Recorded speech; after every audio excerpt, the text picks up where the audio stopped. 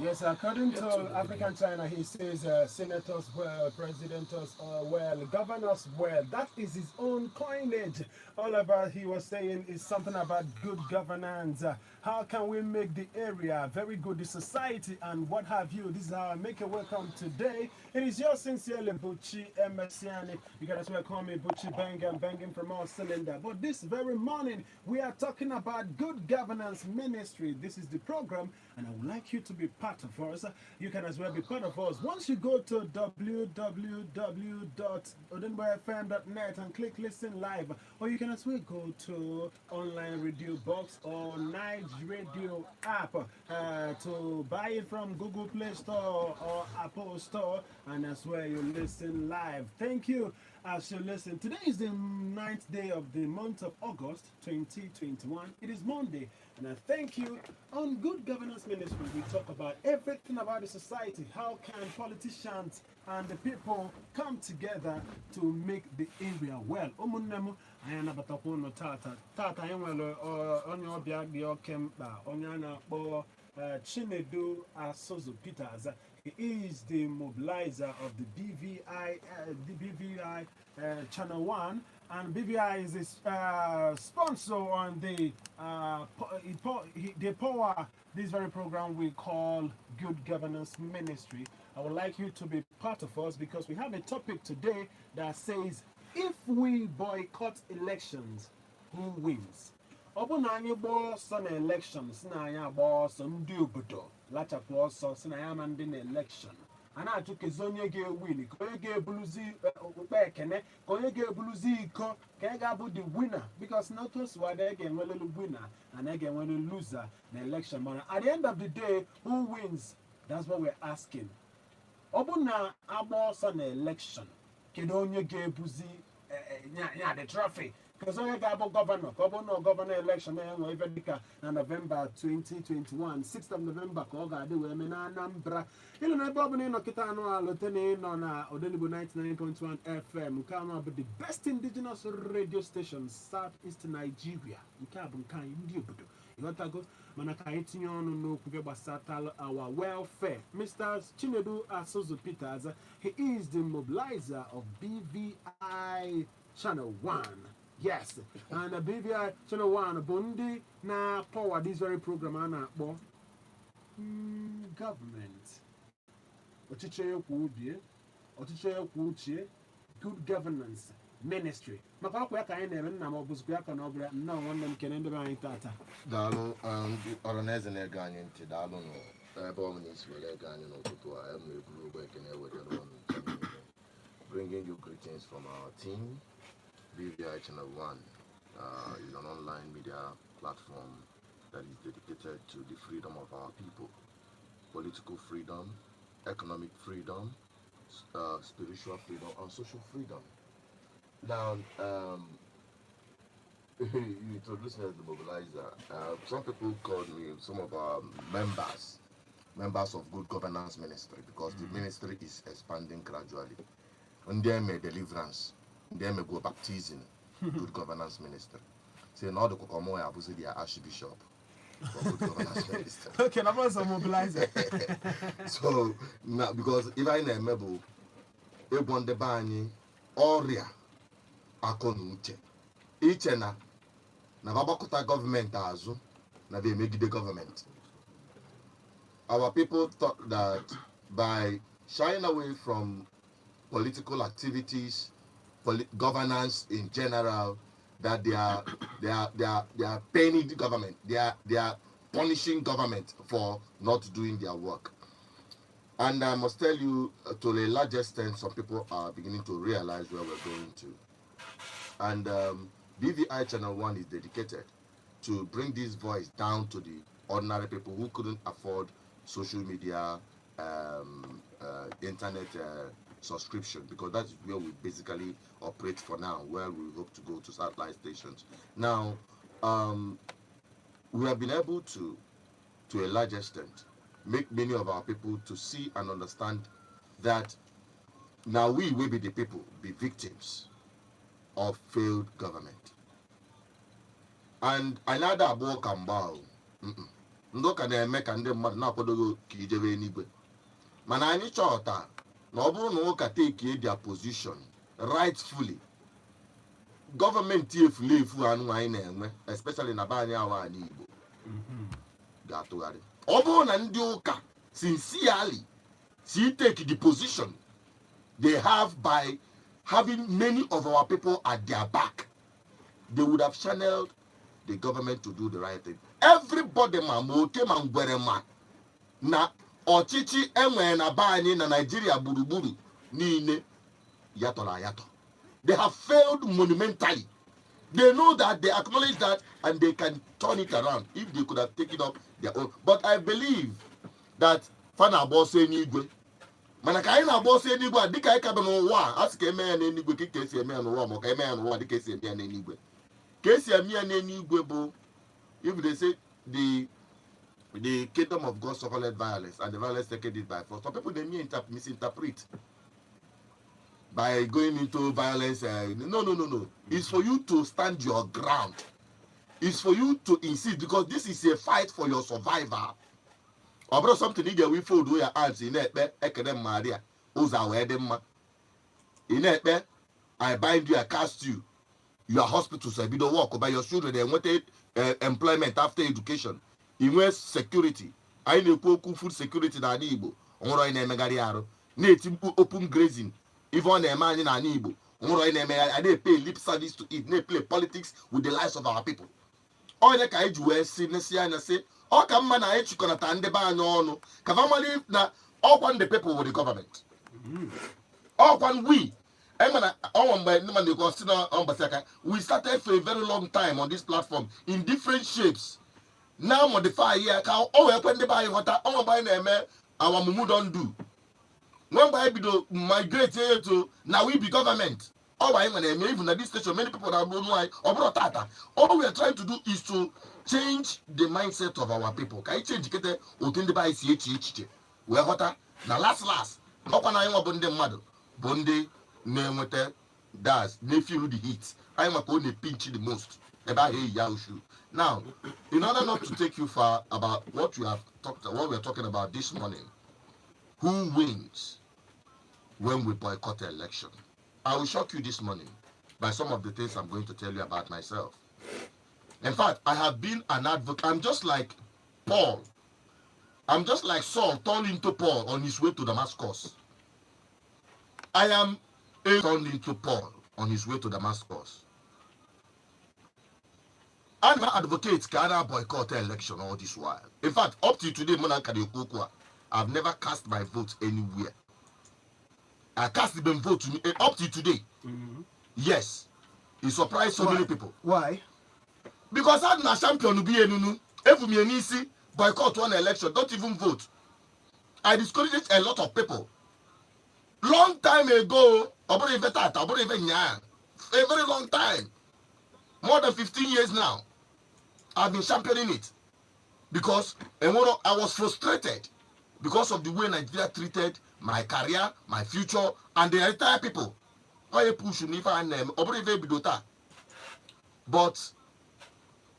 I got a turnaround. The day I had an argument, thinking anime make it in the government. One of the frontline politicians, in a debate and confrontation with him, he revealed to me, without knowing it, that no form would the politicians may benefit more than them after to election. He shocked me. And he gave me series of how they have been benefiting from it. I came when they Kabasa or Godfather and the rest of them. Often in a few days. The lesser the number of people put out for election, the better for the politicians. One, the number of money they invest and put into elections will reduce drastically. They definitely will use the same youths that are unemployed to destabilize over back in a ballot boss. Often when they give ballot boss, now stuff ballot boss. You will not see their children around there. All the unfortunate victims of the society or the youths can they use.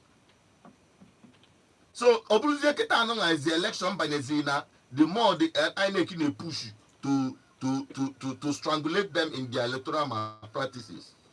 Faton was by vote because they've seen that the process na this fatita wasn't boy you ballot board na stuff anything you carry and go and declare yourself winner. The process is becoming more strict for them. Now he pushes here more that na the elections na polling booths counts a lot, goes a long way. You manipulate so go na court overturn because evidence will be very clear. So Vejidezie turn over the go vote. Ndi na-elekwa vote for the same unfortunate people, very few number of them, so that's why they spend less. They don't even spend much money in their campaign. Where they spend more money is buying elections, that's buying the votes on the polling units. And how much are agents, and they are all listening to me, and some of their agents are the ones saying no election, no election, but no election, no just after election. Files bagi already. Kezindige win zi ma azụchazi afia election a. Kedu ndị ga-elose ma azụchazi afia election a. Onye ka esi ka ịgbado iri ka ndị bari wee ghọta na anyị na-agba onwe anyị egbe n'ụkwụ. N'ọwụ ndị politicians na-win because whether you come out to vote or not, they will have somebody that will emerge. And that person is unfortunate that even an election like Anambra State, the governor win with 300,000 votes. I'm getting 300,000 votes. So one street now order. No four when now order I cover more than 300,000. People relinquish the powers they have to never do well. To people that are subjugating them. To the people that are not even, they don't care. They don't care. They lose nothing. So they continue in their business of politicking, siphoning of public fund, no justice for the ordinary people, no security for the people. They don't care about your educational system. They don't care about your medical service because they all have access to these services abroad, they and their children. And security, all the killings happening left, right, and center. How many have you had? Or see the only politician on Kang, non de Kaburia, Monon de Kaburia, they can do. Mba, all ordinary people, middle class and those below. Offer we find also fakari. Okay. So even in a cookable, ndine lose kalicha, maemecha, even a boycott election or sit at home during the election. If you sit at home, you will come out to go to your shop. Nda ga-abịa kwapụrụ gị ego n'ọnọdụ ebe ị na-azụ ahịa.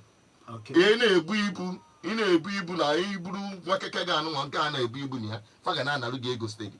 Ọkwa n'obodo adịrọkwanụ mma bụ uru ndị nze. N'obodo adịrọ mma bụ uru ndị nze according to Chinedu Peters Asuzo, onye nke bụ demobilizer of BVIN, BVI Channel 1. And Lieutenant BVI Channel 1 bụ ndị na power this very program, Good Governance Ministry. Yours sincerely, Buchi Banga. I'm standing in for Mr. Tony Lisambeki, who is the normal anchor of this very program. You can be part of this very program as you pick up your phone and call us on 090-614-14478 or 070-381-55515. Lieutenant, I got to turn on the volume on your radio set, Biko, and turn it down, please, so that we can hear you and we don't have our back. And when you call us, please make your contributions or questions or suggestions to be liberal, please. We'd like you to kind of put on a decorum, a civil decorum, because we are in civil rule, civilian government and democracy. If you say your own, I say my own, another person says his or her own, and everything will be better. Our target is to make things better, not to hit up the politics. Please, Mr. Chinedu Asuzo, we're talking about who is misleading and who is gaining after this boycott of election. Have you asked yourselves what caused that very boycott? Because at the same time, something is wrong, or something caused it. Exactly. How come wrong? July 24 in Lagos, they had local government elections. Places like Agege, Lagos Mainland, places like Kosofe, Lagos Island, Etiosa, Ikorodu, Badagry, Ikeja, Alimosho, and Ifaka, Ijaye. Places, many places, people boycotted the election. Reason, they say they are not sure of people that you're going to vote or that is going to win if we vote. The people say it is our rejection we don't like you, who is going to win? You understand? So it is not only Igbo land. It has happened in the past. Why do people still fall victim of election boycott? Now, they have designed it. They have made sure that they subject the people. They have broken down the spirit of the society to accept the fact that there is no need to participate. They have won already. If you look at the guys here, that now they have succeeded in breaking the spirit of the people down, not to come out and participate, because they know the power the people will possess if they all come together to flush them out. And the only way the people can do in Lagos. No, I'm telling you, in Nigeria generally, but I'm more Igbo-centric. That's why I'm bringing it home. What is happening in Nigeria generally? People don't even participate in election. Bringing it back home, when you have less than, in an exam, when you write exam and you get 30, 25, you have failed woefully. Now, in the election, we have been out to vote. Generally, those who are eligible voters. 30% of what? The electorates, registered voters, turned out to vote. Over what? Over 100%. Okay, over 100%. Yes, when you talk about percentage, it's 30 over 100. Okay. Over 60% of our people don't participate in election. Why? So, because we come to why, we address the reason. The reason is understandable. Myself, I had my reasons all these years. But we may have different reasons why they do this. The general reason is that the people have passed vote of no confidence in the government, okay, in the political class. They have acknowledged that their suffering is because of failed and wicked political class or leaders who do not have the feelings of the people at heart, who will turn around and victimize the people, oppress the people, not provide what is necessary for the people, while the people continue to anguish in poverty. So they have acknowledged that, and this is a general phenomenon. And also, they have bastardized the electoral process. They make it look like a joke. They make it look like rigging is the right process. And that rigging, unfortunately, it is the same poor people that are being used to rig the election. Because they have made you poor, you are hungry, you just want to survive now. You don't think about tomorrow. Because when I go, or that's the next minute, you're not going to go now. And that is what they are cashing in on. Oh, now now, the only way to reverse it is to let the people know that all this while, as you continue, your situation will continue to get worse. Some people will say, since you have been voting, what has changed? You have not been voting, and that is the truth. Just like myself, we have not been voting. And those who are participating in voting are those who were manipulated by the little politicians to come and vote for a particular person that they can pay and validate their stay in government. Because when you say boycott of election, if it is absolute, if you can guarantee that nobody will come out and vote, not even Ngwere, but unfortunately, that man that came out to vote also helped with his family.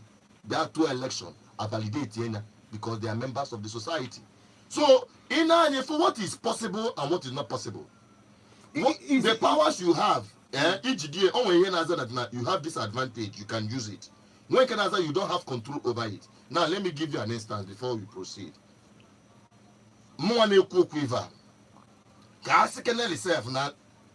Natural to election. In one thing, I don't need 1 billion to bribe anybody. I won't need to bribe anybody. The only thing you need is with the backing of the people.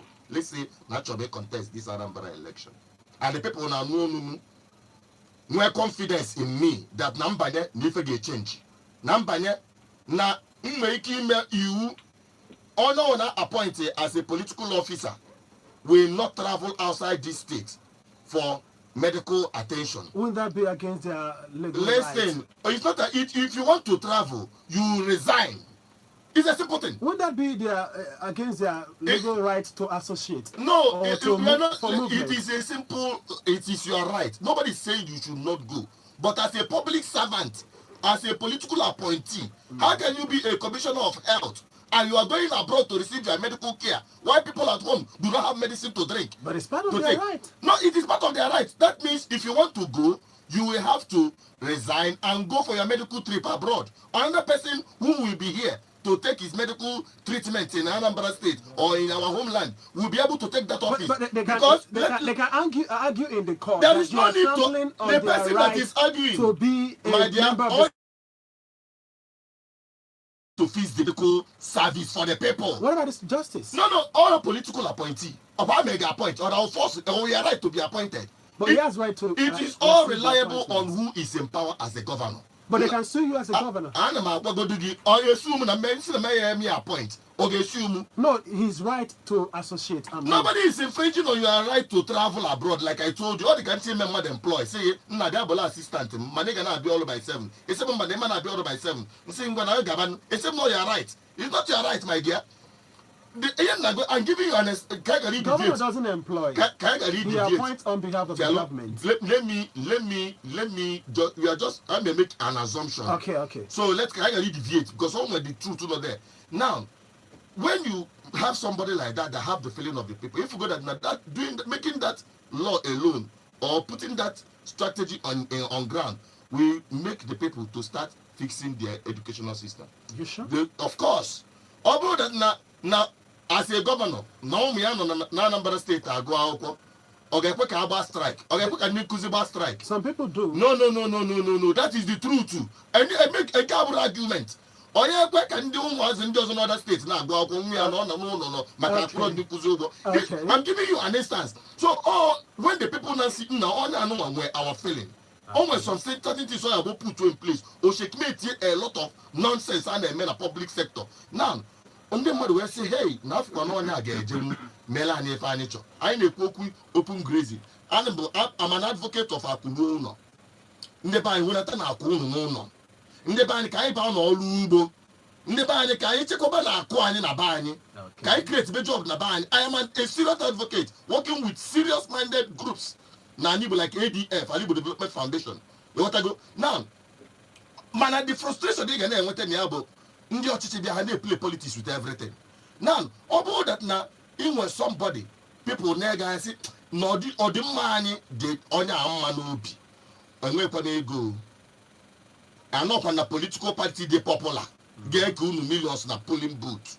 I'm just giving you an instance. Mana people are say if onye a na-ekwu okwu onye a na-ekwu okwu nna ka eme obodo a ka structure obodo anụnwa to regional so that ka onye ọbụla nọrọ na bie na-echekwaba bie na ka ihe a na-ekwu okwu structure Nigeria back to regional government.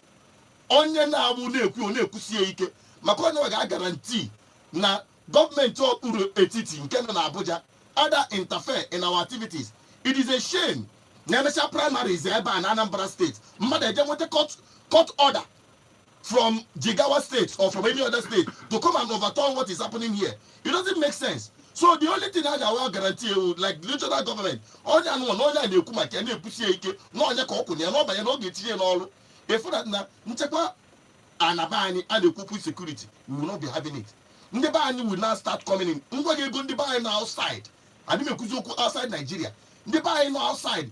Ego ha pump in na buy if na buy ga abu a Dubai in the next 10 years. Now, in an device, a back and a hey, no one get many fine. Yabu Lilana anywhere. Yabu detain the freedom I have in view. No one can to the law. I will mobilize here just a simple number of 1 million persons. 1 million voters. Nde ona guagu no be. On what old politician non Anambra State, I can challenge every one of them with all their billions. They cannot mobilize 600,000 votes. Just check your record with all their rigging, with all their buying of elections votes, with all their manipulation. They cannot mobilize up to a 600,000 votes with every other thing. Now, I will organize people channel their energy, mobilize here because even a number of them were over 2 million voters. Mobilize here about 1 million voters. Say, can they know what to know? Mazi asụzụ anụ na-ekwu okwu ha kwenyere na ya enidro m inye unu kọbọ mana ọnya ka abụ banye ndụ anyị echenjie ọkwa ebe aka okwu otu a ka esi agbanwe ibe niile ndị na onye abanyezie n'ọchịchị ọma go na ndị godfather ya bụ the people ọ bụzi handful of people invest billions and eke unu na street ekecha on in the street, you also see that no one invested that money will recoup back his money and make gain.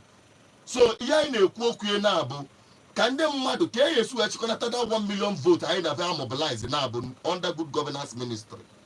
Anyị na-achịkọnata ndị mmadụ bido kịta gbasaba ozi, bido kịta akpọba nọmba, anyị ebunye gị material ga na-agbanwe ndụ ndị mmadụ, ha na-agụta ife, na-enweta ozi, na-enweta mmepe anya, na-emeta akọ na uche na ifefa kwesịrị ime. Ịkpọ 0810 420 7522 number good governance ministry 0810 420 7522 ma ọ bụ ịkpọ 080 6098 2212 ka mkpọkwu ya ọzọ 080 6098 2212. mana mgbe na ịchọrọ ị na-esonye anyị ife anyị na-eme n'igwe ikuku a na-akpọ ịntanet na BVI Channel 1, ịchọ search ya na YouTube BVI Channel 1, iklik ebe a dị subscribe, ị ga na-afụ ozi anyị gbanyụọ, ị ga na-enweta ozi anyị every day. Anyị na-drop content na-emepe ndị mmadụ anya. Otu a ka anyị esi anyị mee anyị wee nwere onwe anyị. Otu aka anyị ga-esi wee mee anyị wee nwere onwe anyị. According to Mr. Chinedu Asuzu, onye nke bụ the mobilizer of BVI Channel 1 on internet, and BVI Channel 1 bụ ndị na-sponsor na power this very program, Good Governance Ministry. Yours sincerely, Buchi Emesian Caesar. I thank you for being here. We talk about the society and we talk about how things are going to be well between the government, the governed, and the people in the government as public servant or governor or president or even House of Representative member or just National Assembly all or state House of Assembly. Yes, you can call us on 070-381-55515 or 090-614-14478. Remember, you're onto radio. Please, Odeminat 9.1 FM would like to hear from you. But please, when you call, you talk to our topic of the day. Topic of today is if we boycott elections, who wins? Obana boss na yaman to election. Kedonya gabezo onye mmeri ibe dịka governor anụ a na-achị ịzọ na 6th of November 2021. Or any other one, even local government chairman level or state level or national level, Nigeria as a whole. Koyo di koyo ke win. Mobana incha boss to election. Hello, big up in the bar. Don't insult or make comments that will be insulting to anybody's listening, pleasure or understanding. Please, we like to respect everybody, every kid, every religion, every creed, every belief. Please. Hello. Hello. Good morning. Yeah. Good morning. Raise your voice a bit, please. Welcome.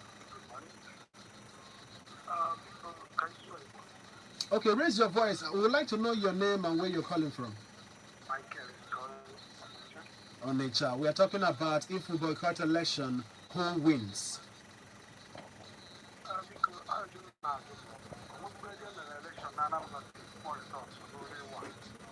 Obologene.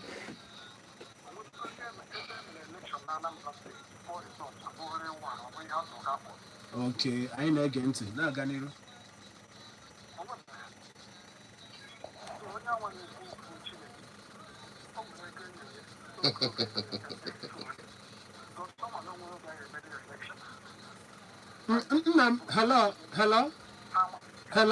Hello. In privilege or right to any document. On my document, you just back here up. Get a bit in. Get a bit. I'll joke and joke. Eh? I'll joke and joke. In a member allegation here, in a member obligation. So I got this sincere with you and light with you. On my evidence, you do any quick feeling. Man, I see. I'm very could be fine.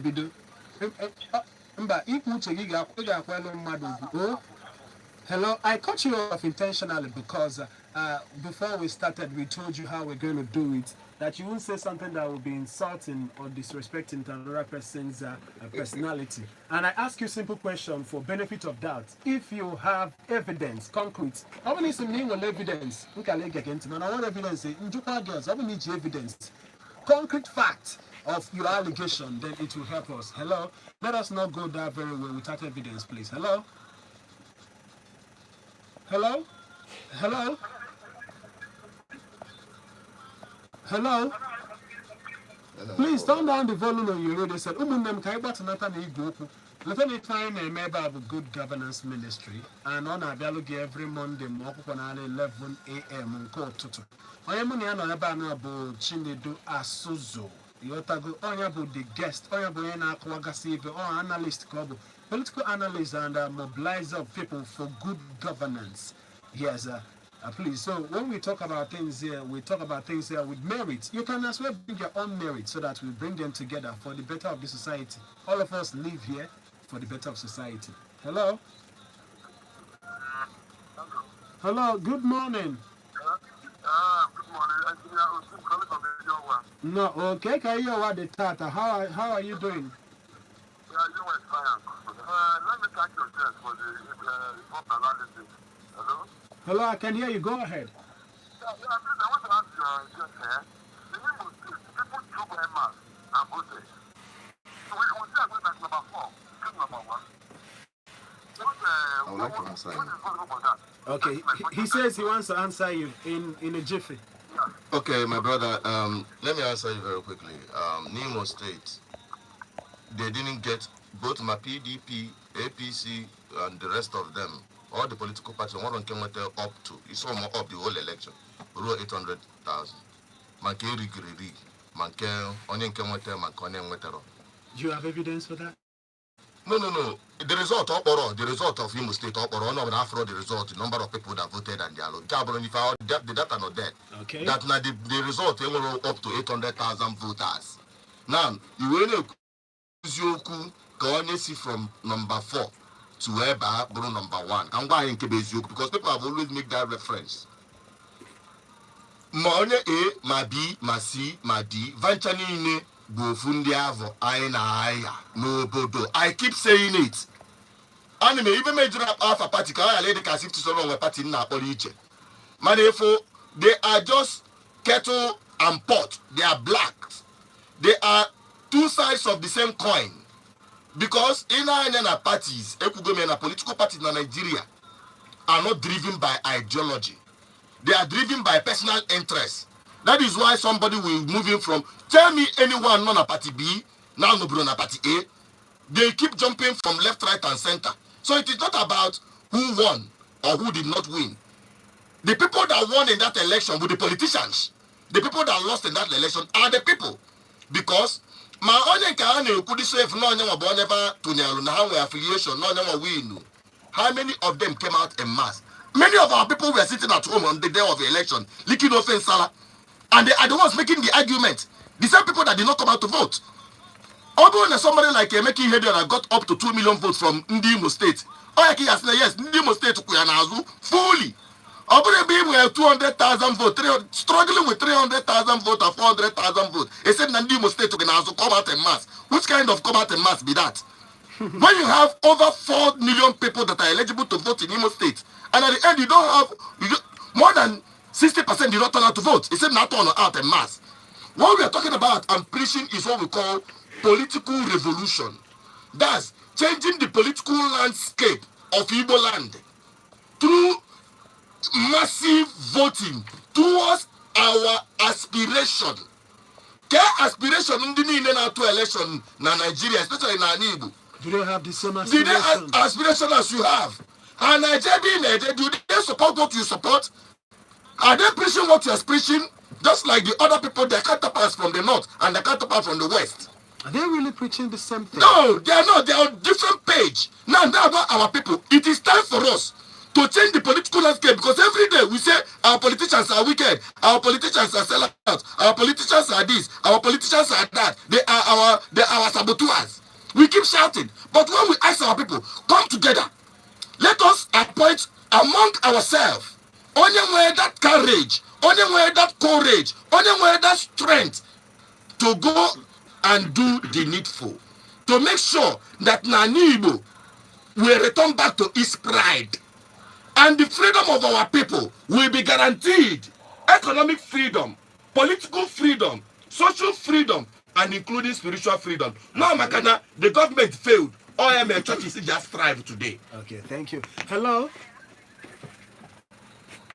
Hello, you're on Told at 9.1 FM. Can I hear you? Okay, call us back. Hello? Hello, good morning. Welcome to Good Governance Ministry. Okay. Okay, yes. Your name again?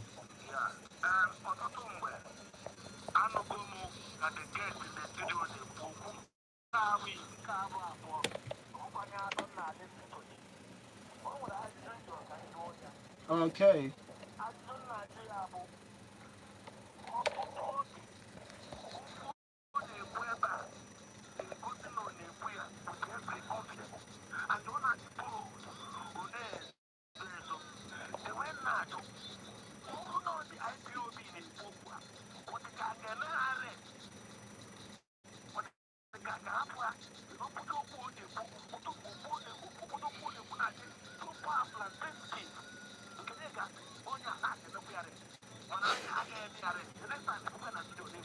Hello, hello, hello, hello. Acham ke nataba. Hello, hello. Ina ni ven neku. Hello. Apia ka ọjụcha ajụjụ ọ chọrọ ịjụ. Daalụ. Hello. Hello. Ena I imane fa abu radio. Onwe if I na ma allow. Mana obo bụ na anyị na-achọ ka anyị meekwa ka ọ dị mma. Anwa be ga ba ima na anyị ga dị forced to ikpọpụ gị anyị cut gị off. Why? Because we are representing the Nigerian state. Yes. We are giving authority to hear from both sides. So I am a gabo nsinging nachiete egamont, but upon Igaramonti, man and the first. I got a and call them mad so that came a reason in get you caught to anybody off. We would like to hear from you. So if you are making a point and that very point is going against the very thing that keep us as a mediator between the government and the people and the government for hearing both sides, then the man I got the first take out to the people. I got my man talk. I mean yours. Manala Pomunkano Kaiwa Doanya Kananti 0703815515 09061414478. Remember, the comment and contributions and observations made here are not of that of the Odengo 99.1 FM as an establishment whenever it comes from the guest or from a caller, but that of the guest or the caller. But we'd like you to be civil. Hello? Good morning, welcome. Your name and where you're calling from? Good morning, guest of the studio. We are having a Dalo. Daalụ. I'm for the fund that shape with the lesson of a project in the West Delta. Okay, thank you today. We shall work in the best country or guy and no matter. Okay, it's called the issue. Why all our boys will and let the woman tell what I read you, not what I read you. They propose to never have a judgment about Gather. Why last year, who not having a good my call? This is why you want that policy. Okay. I'm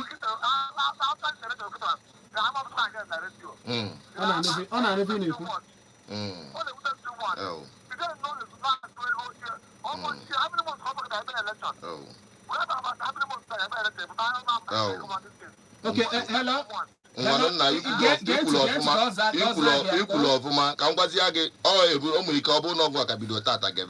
We have been on this for the past 5 years or 6 years. Excuse me, sir. I get me view. Dalo. You could not attack Bido election. Excuse me, sir. Excuse me. Because I come to have you could not make election. Good governance election is for the betterment of the people. Mana KK is not the betterment of the people without having the right people in government. Number one. And the Otegani believe even today, Nembani Jibido, I bido from the only neg Odeni Bubanyo, Danu Nuani, by name, our Mumu don't do, all I melia. All I mepa, now we be government. All I mepa, good governance ministry. If I we have different stages of trying to shake this light to our people to understand the powers they have. As when they come together, they can flush out the same people and they think about their problem. How I wish. Do you think that now the politicians, that nobody that I tangle with them, that I'll be here speaking with you? People in London, listen, and I'm on a mission. The day I'm lowered into the grave, that is the day the ancestors of this land have said, my job is complete. I am the voice of our ancestors. Ndị na-ese anyị na igwe okwu anyị na BVI Channel 1 ga-ama about it. And I want to tell you without fear or any favor that we will complete this mission, because one day our people will be liberated mentally. And until that happens, our freedom will be elusive. When I say, mgbe gị na ha bịa ilowa ya standard gị na ba na-ekwu ọdịka emesịa ebe a na-eme esi gị politician gịnị asị rọ. They know, but somebody must stand out for the truth. But the problem, I'm not surprised though. Let me tell you, ndị mmadụ onye eji onye nọ na nga akụgide ihe onye tọkụrụtọ ya onye bata ọkụrụtọ ya onye bata anụsị ya na apụtaba na achọrọ m kpọpụta gị ebe ọ ga-edo gị enyo onye asị na onye achọzi ekpere ya ka o jegbuo ya egbuo. So the people reacting this way, I understand. Now there were enormous work for me to do to liberate the mentality of our people. This program is sponsored. BVI Channel 1, or more of the publisher. I started this since while we were in London, and I'm back here. Can this message will penetrate here better to our people, so that in the rural areas, they want to say to internet, we get this message and run around together. Because there is no two ways about it. Thank you. Do you think people in the Southeast would like to vote if they are given the better platform? Listen, it is not about getting the better platform. The first thing first is to liberate the mindset of the people first. I cannot jump out and say I want to contest any election. More than one interest, because I don't even have. I don't even have any interest in the near future. My interest primarily today is for our people. Can we go to Whatapp? That na I organize ourselves as a force. That people are not saying about our problem. Not for an sell line out. Not for a man but that drama. Not for a maybe secret to any nobody. We will get rid of them from the corridors of power through electoral process. Do you think this will make our people to have that very confidence to avoid boycotting elections? Now, as in a faith comment from hearing. The only way our people will have faith is to hear that it is possible. Because they have given up. They have given up on the process. They have passed a vote of no confidence. They are no longer interested in trying. Our people just say, give us freedom. Nobody will give you freedom. You have to go and take it. Okay. And the only way we advocate for the people to take over power is through the electoral process. Or any other way, you can do it. Okay. Quote me. Okay. Quote Chinedu Asuzu, the publisher of BVI Channel 1. On 9.1 FM says, please, if you call us, please, we would like to hear both sides. If you listen to me, you know that's what I've been trying to do, and this is the best. And I like that you're even listening, because if you don't listen, we have nothing here. So it is all for the good. I love the way that all of us want to do something for the country. All of us want to do something for Southeast, but we are doing it differently. How can we come together? That is it. Good Governance Ministry tells you that you have to be here for us to discuss. Bring your own, even opposition comment or opposition views.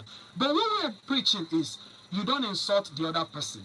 You can buy the person's view by respecting the person. I think it will be better that very way. Your sister Buchi Banga says, we love you. You can call us on 09061414478 or 07038155515. Remember, it comes to you through Denver 99.1 FM every Monday, 11 a.m. Good Governance Ministry. And we're talking about something that concerns our society today.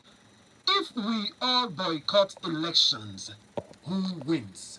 This is the question. This is the topic. I want you to answer it in your own way, but please respect each other. Hello?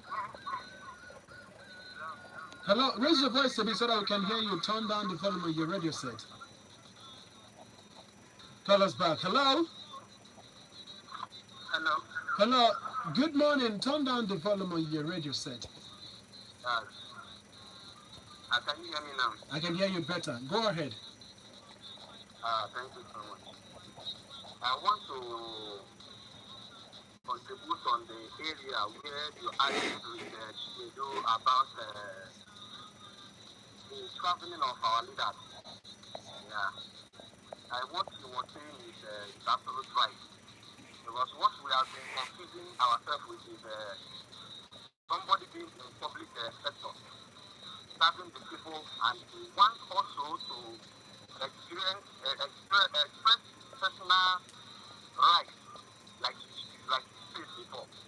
Because when you are in service to the people, they appointed you to be the head and to listen to them and know their needs, not for your personal needs. If you want to agitate for your personal rights, why not resign from the work and go back to your family and agitate for your personal rights? You are Okay. here to serve the people. Let me engage you, my brother, because as we are saying all these things, we are educating our society as well.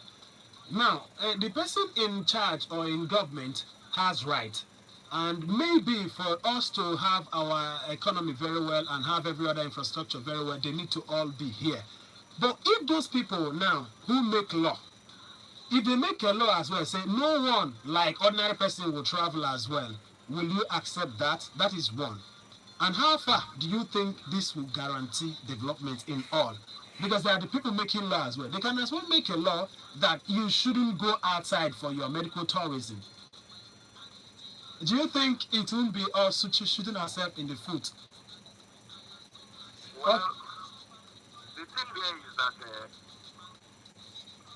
the Bible says that whoever that wants to be the head must serve others and be the least.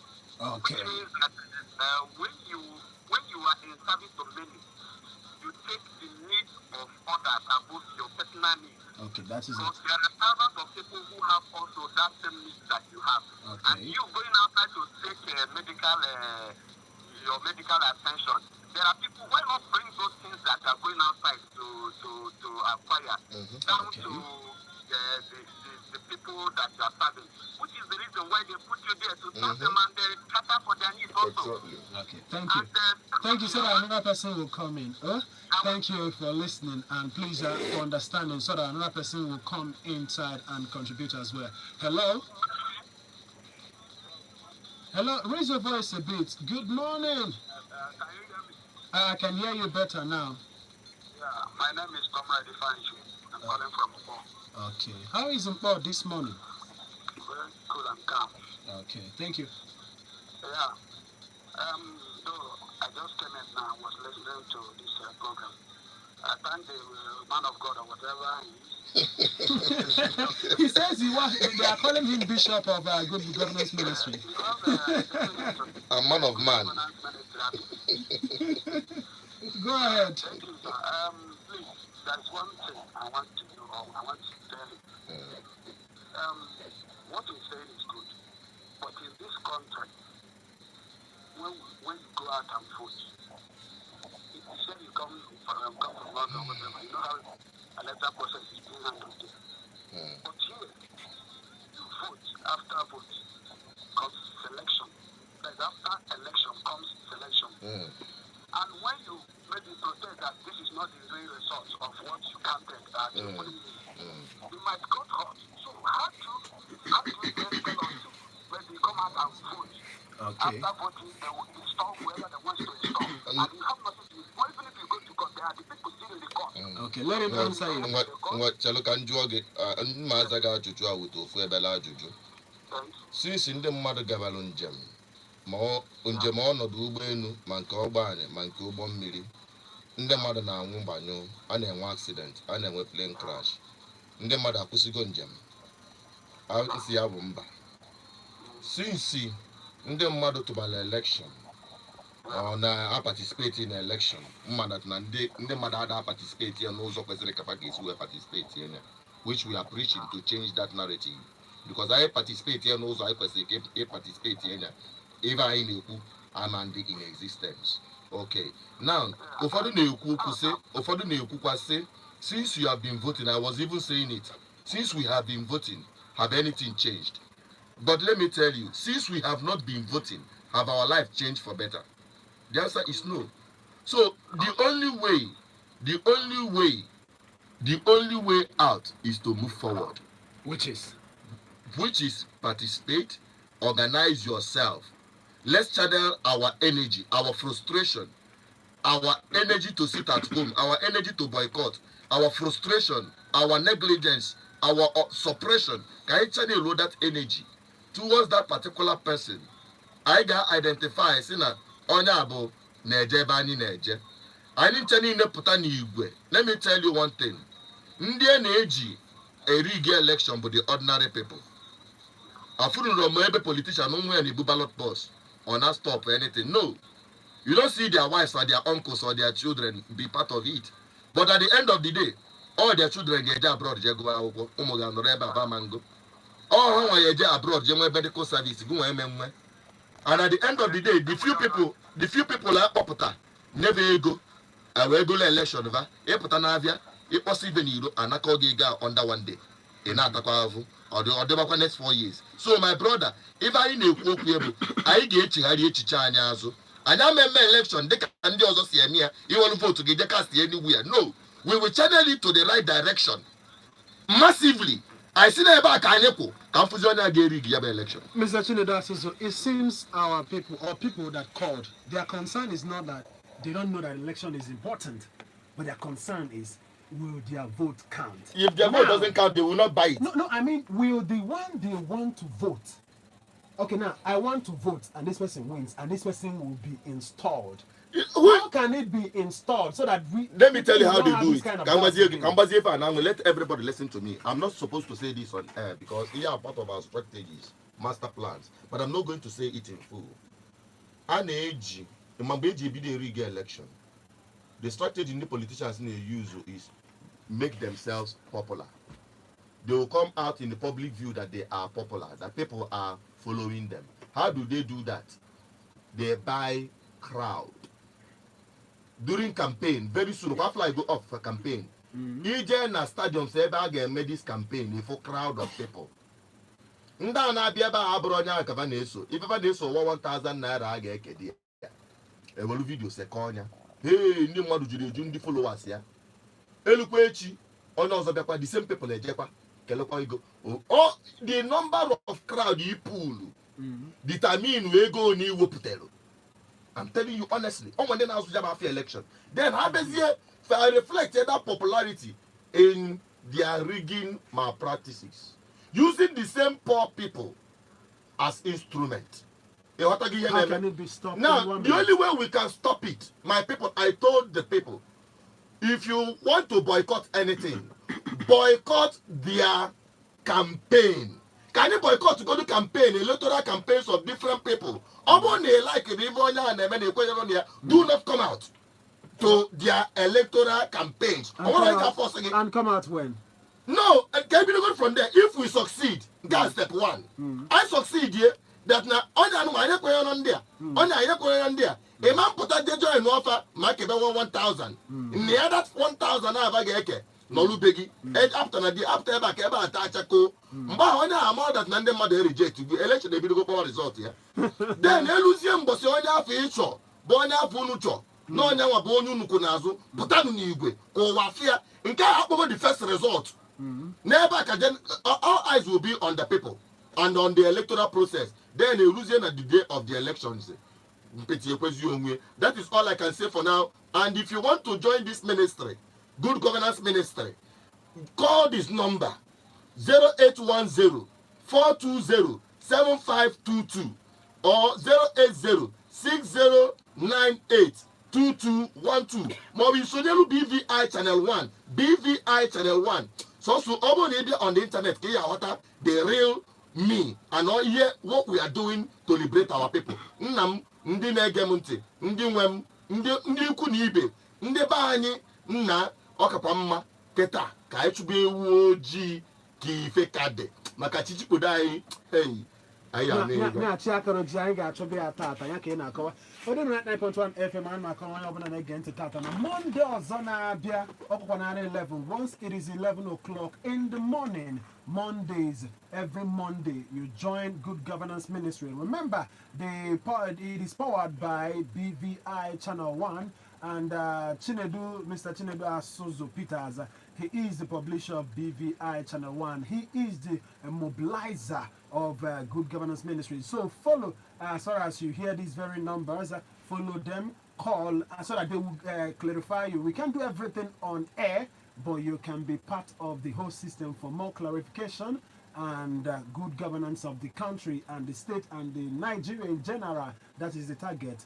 I would like to thank you. Same time, same station on Monday. Don't you ever touch that. Your sister Buchibanga says, we love you. Tony Lisambeki makes a return on Monday. But today is another day. Breakfast diary and every other thing. Join us, please, on the Midnight Night Control FM. Don't touch that dial. This program is sponsored by BVI Channel 1, an online media for the unity of Ndibo, with over 146